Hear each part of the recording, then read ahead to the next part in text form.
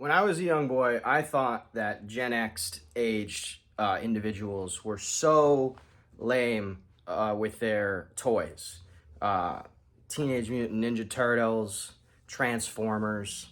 And now, as I'm approaching 30, I found out that millennials are way worse. I guess in the wake of the 2020 pandemic, I sort of found some new hobbies because the movie theater was closed down. That's typically what I did with my free time.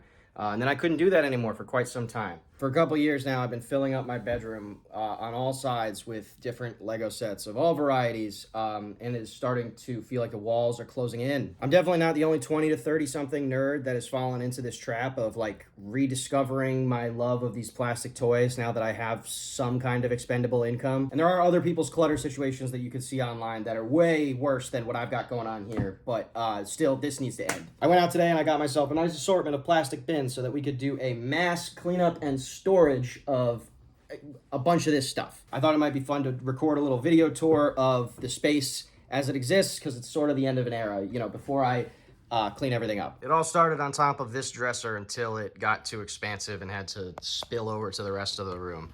You can see we've got from left to right the boutique hotel modular building sets, I think the bookstore, and then the Marvel Sanctum Sanctorum with just all kinds of extra goodies around it, Speed Champions covering the front side. All kinds of little minifigures running around, going into the art gallery, checking into the hotel. I really like that lady in particular.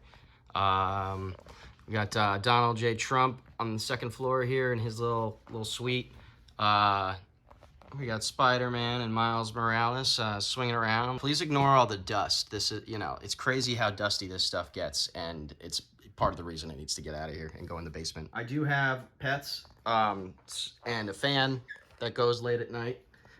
So whatever dust is in the room just inevitably circulates around and gets all over the Legos. Got some air traffic up here, mail carrier, helicopter, presumably delivering the newspapers that the little newsy boy hawks on the street. Got I was pretty happy to get this one. This is a seat set from the Man of Steel movie from 2013. You got Zod and Superman. I really like those figures. This is a really fun set too, the Sanctum Sanctorum from the MCU. It's one of those ones that's just really fun to like keep rearranging the minifigures on in little fun scenes. I usually change it up for like Christmas and stuff like that. All right, any funny details? Yeah, we have Deadpool and Wolverine up here saying hello to each other. And there's Morbius. Morbin. Gotta have Paul Walker and Vin Diesel right next to each other, looking in each other's eyes because they're family.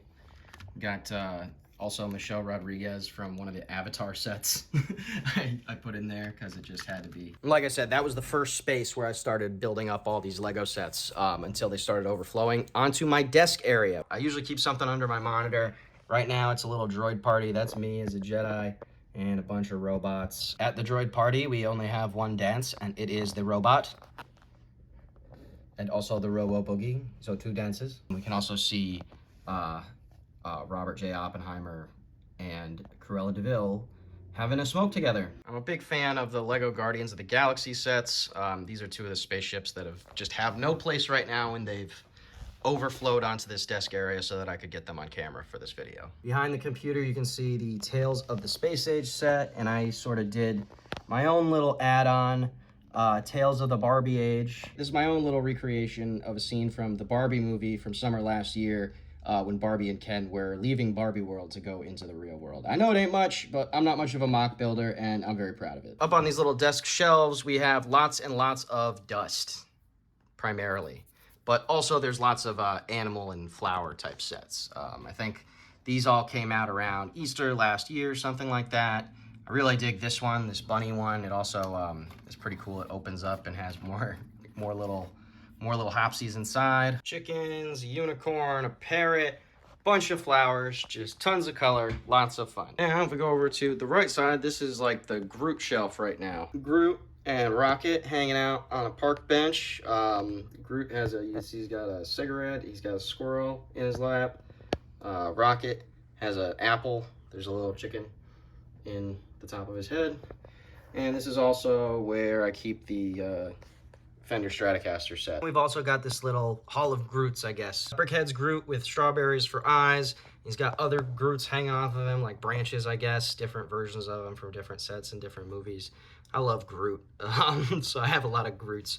I built this little one myself with like that scene in the movie in Guardians of the Galaxy 3 where he's, you know, got all the branches coming out with different guns on each arm and stuff. Pretty cool. Then next to my desk, there is this large, incredibly cluttered shelf area with a different sort of theme going on with every shelf. I want to remove most, if not all, of what's on these shelves right now. I have a lot of Star Wars spaceships, Guardians of the Galaxy spaceship sets. I think that's what I might want to replace it with. That's the plan for now, at least. The bottom shelf is the sort of fantasy area. Let's start with the dust check.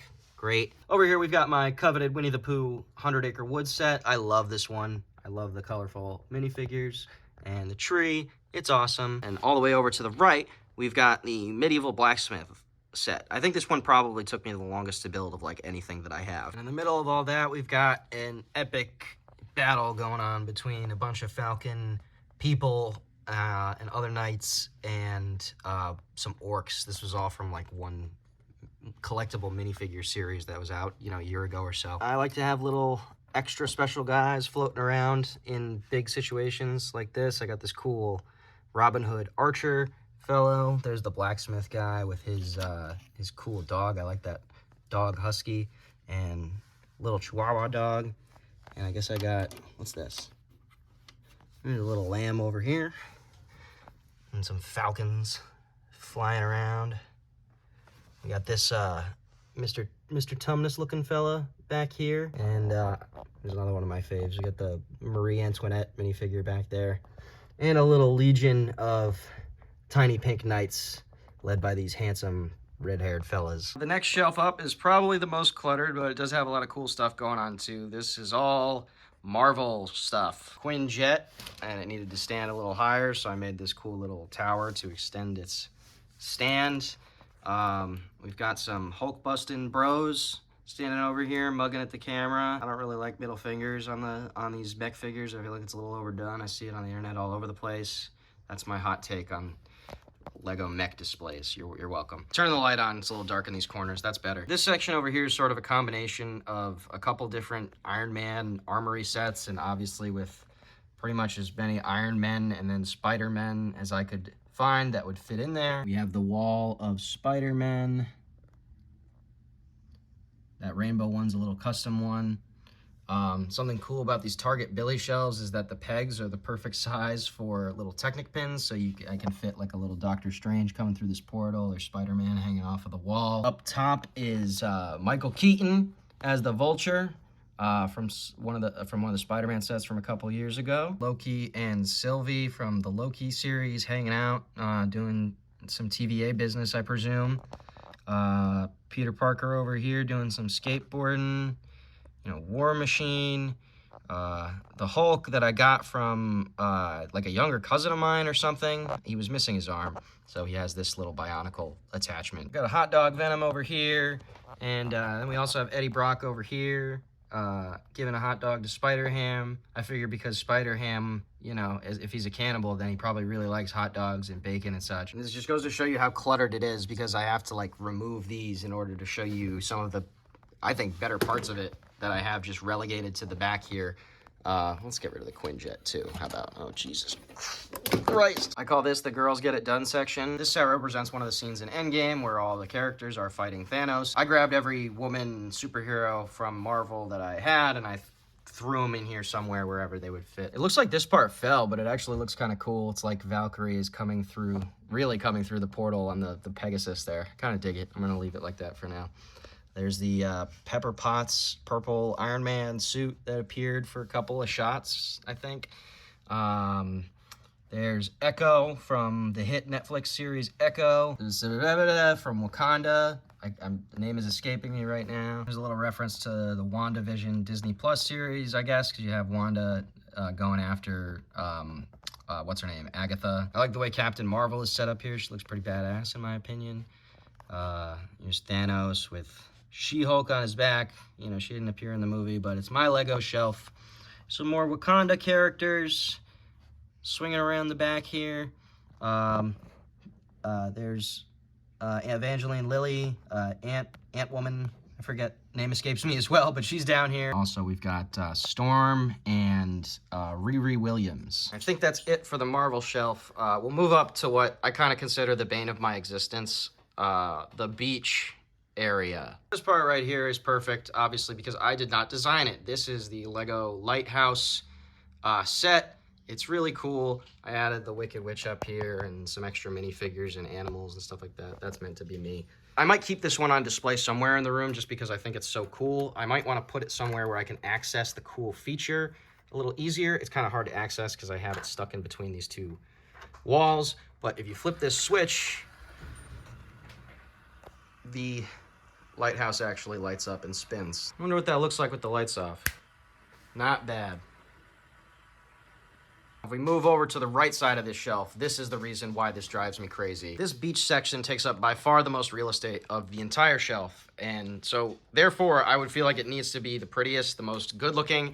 But I made the mistake of dedicating this half of it to my beach mock. This big, ugly, unfinished beach scene that I worked on for a couple of days and then got sidetracked and never went back to. You can see that there's kind of some interesting ideas here. Like I wanted to have some boats come out underneath this little bridge. I was trying to have this sort of dock lighthouse setup type of thing. I don't know. I had all these cool dynamic ideas, but you know, life gets in the way and I just never really had the time to go back to this.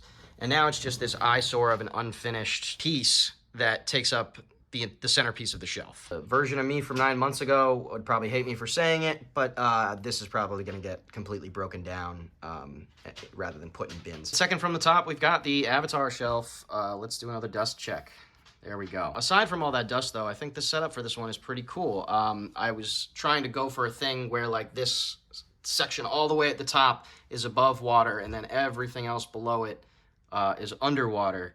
And I kind of tried to convey that with the way that all the minifigures are shaped with all those different curved transparent pieces to try and look like they're swimming around. Paya Khan, the large dusty whale, has a big cool mouth. This crab walker, which I like. I like the kind of build for that. He's very versatile and these legs can come out so that he can do a little crab walk.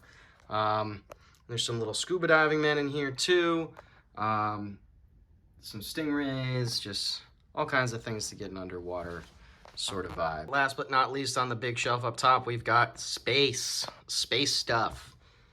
This was actually a friend's set that I kind of filled with different space minifigures and space babies. You can see that I was pretty obsessed with that particular collectible minifigure series at the time because the Falcon people and the orcs and the space babies all came from the same sort of line. I was going nuts back then. There's a cool periscope, some space rovers, space coffee, Blacktron fellow. Got the Galaxy Explorer over here with a bunch of brown spacemen. And then it shouldn't really be relegated to the back, but there's nowhere else to put these things. This was a gift with purchase Blacktron set that was pretty hot, you know, a year ago, 2 years ago. And that is the main display shelf that I have. It's really not much. It's a lot more cluttered and ugly than I really ever wanted it to be. So I think that's, you know, another one of the big reasons why I kind of am feeling compelled to take all this stuff out and put something else in it. Now we move on to the Shelves of Doom. There are 2 of them. I call them that because they're so tall and skinny and flimsy. These have been knocked over by my dog so many times. I've rebuilt these Guardians of the Galaxies things like 3 times at least by now. I think this is one of the sections that I might want to expand and move over to the main shelf. As you saw earlier, I have a bunch of other Guardians of the Galaxy ships, and this is sort of the rest of the Guardians stuff that I have. This was a little Rocket Raccoon ship. We got Rocket hanging out in there. This is the spaceship from Guardians of the Galaxy 3, the most current movie. Has some really cool figures with it. My favorite part of this here is that I've got the Guardians of the Galaxy set up like they were in Guardians of the Galaxy 3 coming out of that spaceship in the different colored spacesuits. Took a while to source all those different space band colors. And down here we've got a goofy little scene. We've got, you know, all the Guardians of the Galaxy in a circle rushing in to beat up Thanos. And it looks like they're getting him pretty good because his helmet's fallen off and his Infinity stones are flying all over the place. Gang's all here and also covered in dust. And on the shelf below, we've got a couple of cool sets that I got from my local Bricks and Minifigs. This was a gift with purchase, I would imagine, of Jane Goodall. I remembered a cool movie with Sigourney Weaver that I watched in high school. That's why I bought this one.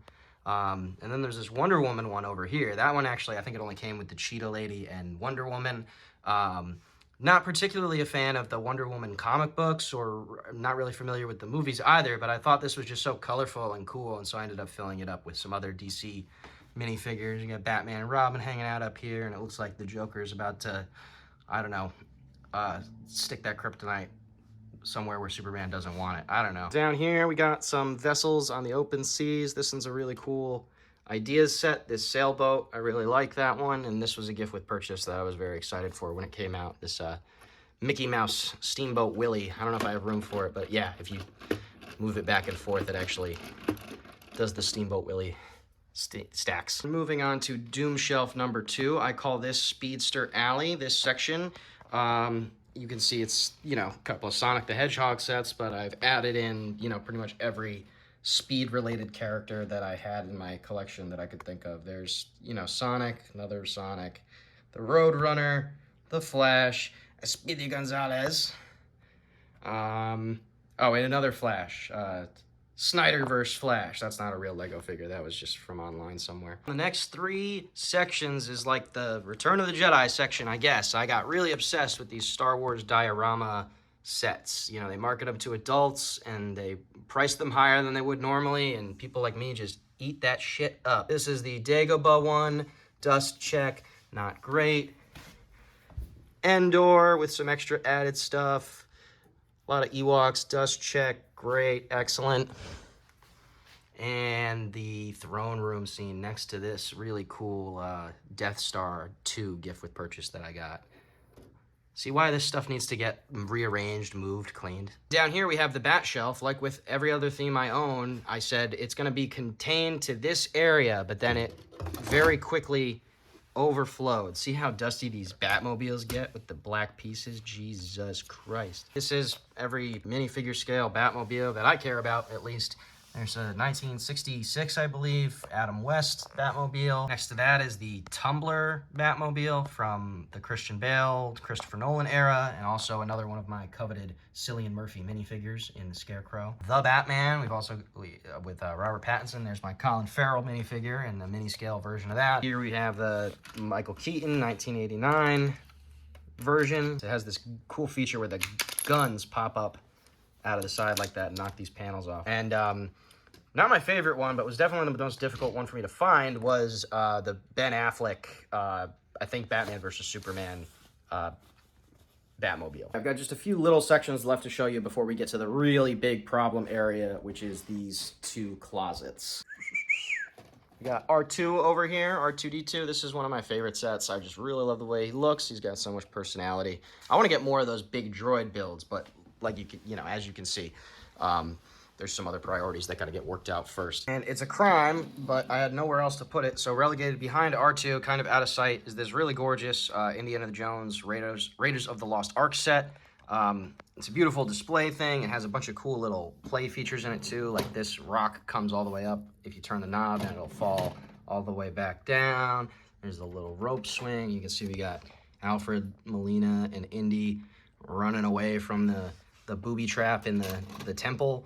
Let's see if we can get this to work. Oops. You twist this knob and it does all these functions. It lights up this light and the sack sinks into the hole, and then, oh no, the whole temple's coming down. You guys gotta run. Grab that golden idol. Oh shit. Behind that is this Mosaic Flower piece. These hurt your fingers, I'll tell you what. Now, if you're a supreme snob adult Lego fan watching this video right now, like I know you are, then I know what you're thinking. God, those displays are so dusty and cluttered and not very good looking. I can't imagine what the stuff he has not on display looks like. Well, let's find out. At least the other displays sort of have a rhyme or reason as to how things are set up, but you can't really see anything in this shelf, so it's all just stuffed in here. So many wobbly, standy towers and spaceships that are just begging to fall over with one wrong gust of wind. This is my prized possession, I guess, is the Tower of Orthanc, a Lord of the Rings set. It's worth quite a bit of money. I paid quite a bit of money for it just because I was impulsive and I thought it was awesome, and I was really into Lord of the Rings at that time, and now it's just in the back of this shelf with nowhere to put it. I guess I'll just keep this for another couple of years until it's worth more than I paid for. Some of these I think I'd like to display on the main shelf because I have a lot of these spaceships and they're all stuck in the closet like this. I particularly like the Mandalorian N1 Starfighter here because I also got the Microfighter and then the Microfighter on top of it. Large Republic gunship Star Wars set that doesn't fit anywhere and is also on this nice stand. Another Indiana Jones set that was pretty recent that came with this cool fighter jet plane. Another Clone Wars thing, giant tank thingy, doesn't fit anywhere, it's in the closet. There's this exosuit guy. I keep Rocket Raccoon in there with this cool 6-shooter cannon. He used to be on the Marvel shelf, but doesn't fit there anymore. Speaking of Marvel sets that don't fit on the Marvel shelf, but I would like them to, here's the Spider-Man No Way Home Final Battle situation. This one's really cool. I don't know, I really like the new thing that they're doing with the Marvel sets with these sort of like black bases. I don't know, I think they look neat. Some Spidey men swinging around. Here's Andrew Garfield, and he caught Mary Jane. I didn't cry during that part. You cried. There he is. There we go. Had Miles goofing around. He wasn't in the movie, but it's my collection. I guess Venom shouldn't have dropped in because he's getting harassed by Doctor Strange's cape. We've got even more dusty Guardians of the Galaxy spaceships. The Lex Corp forklift driver moving some kryptonite on a pallet. Being very careful and safe. I actually drive a forklift for a living, so this one's pretty close to my heart. He looks about as irritated as me on a daily basis. There's a little minifigure scale Disney train set. I really like this one. I had this one set up in front of my monitor on my desk for the longest time. Got a bunch of Christmas stuff in the corner because I do like kind of dressing stuff up in little Christmas accessories when the time of year comes. This is my modest little clone army. Obviously, it is not nearly as big as some other clone armies you may have seen on YouTube before, but we do have some pretty special figures in there. On the left, we've got Fish Face Ahsoka, as I like to call her. It's a Clone Wars cartoon era minifigure. Next to her is Phase 1 Captain Rex, which is also like kind of a rare one. I like that one a lot. And you got Anakin, Obi-Wan, and Mace Windu having a self-conscious hair day, I guess. You know, leading the charge with all these different multicolored guys. That's the thing with these clones, man. For some reason, you can't have just one. Like, you buy one package of these stupid fucking things. They come out in like a different color, and you say like, oh, well, I need to have that, you know, because I don't have that one already. But I can't have, you know, it's a clone army, right? You know, so I can't have just one package of 4 of them even. I have to have a whole base plate full of them so they could be standing in a row, and I never touch them or do anything with them. It's like, what the fuck am I doing with my life? Star Wars cheer squad over here, up in the stands, cheering on, well, I guess cheering on the Empire, except for Leia up here, because these are all mostly bad guys otherwise. Beach Vader. He's one of my favorite minifigures. Love him.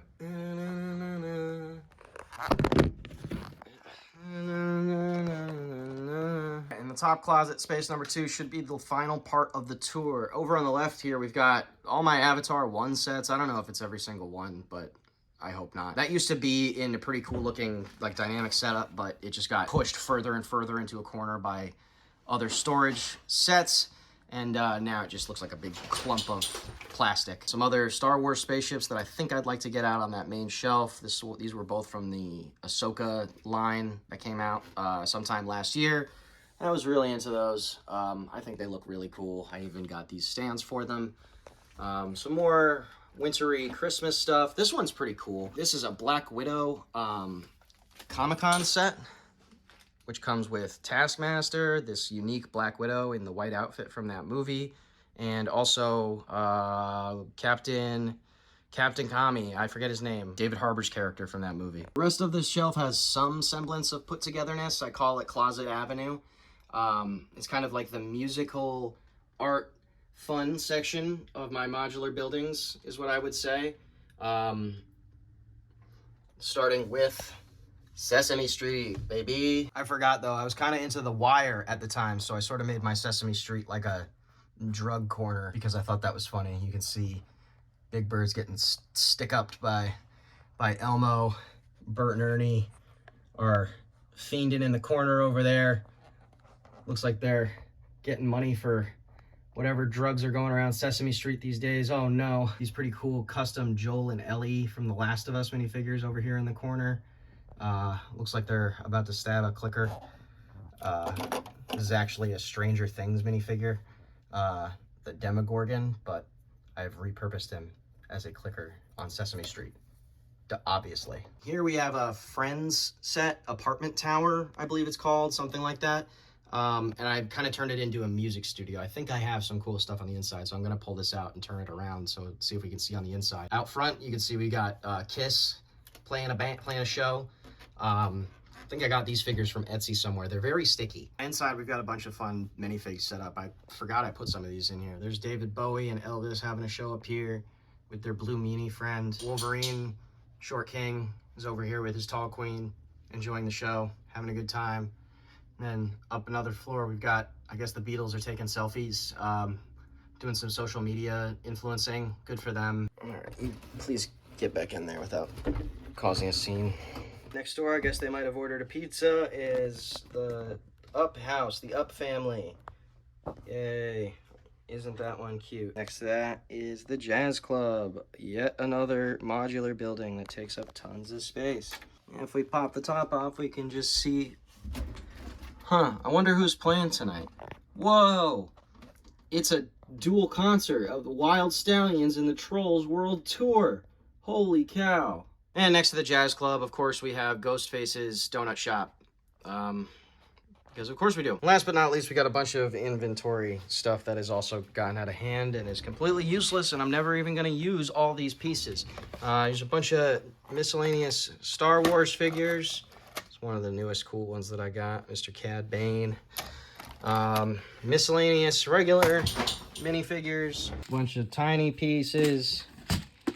Bunch of tiny pieces. Lightsaber pieces. Tiny pieces. Minifigure pieces.